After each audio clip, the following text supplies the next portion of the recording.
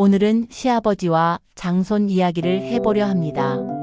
그동안 장손하시며 장손만 챙기던 시아버지께서 결국 장손에게 버림받은 이야기예요.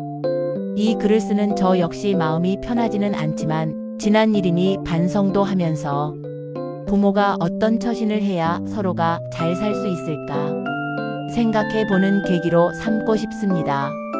장남이 장남 노릇도 못하면서 돈 욕심만 많아 집안꼴이 막장으로 간 일이기도 하고요. 저희 시댁은 8남매, 그중 아들만 5명이고 저희는 셋째고요. 시아버님은 늘 장남, 장손만 치셨어요. 다른 자식의 손주들은 거들떠도 보지 않으시고 기회만 있으면 이용하고 용돈만 챙기셨죠. 그런데 큰 며느리가 지병으로 돌아가시고 손주 며느리가 들어와서는 시할아버지 통장에서 몇 년 동안 매달 정기적으로 돈을 빼갔던 거예요. 그러고는 자기들이 모셔왔다고 큰 소리를 쳤고요. 시어머니가 안 계시니 자기 멋대로 산 거죠. 그러다 통장에 돈이 떨어지자 손주 부부가 머리를 굴린 겁니다. 며칠 집을 비워야 한다면서 작은 고모 집에 시할아버지를 맡기고는 3일만 부탁한다고 했대요. 그런데 열흘이 지나도 모셔갈 생각을 안 하더랍니다. 전화를 하면 전화기가 꺼져 있습니다. 라는 멘트만 나오고요.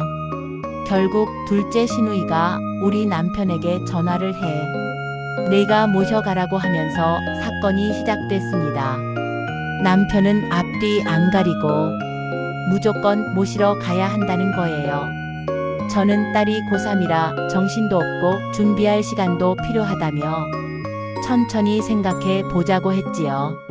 하지만 남편은 아들까지 데리고 가서는 할아버지를 모셔오겠다더군요.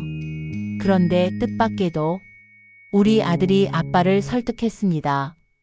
아들은 그동안 지켜본 이야기를 다 꺼내며 이렇게 말했대요.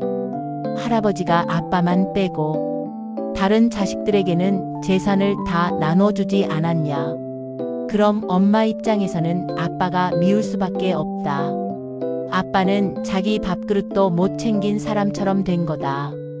그런데 왜 우리가 할아버지를 모셔야 하냐?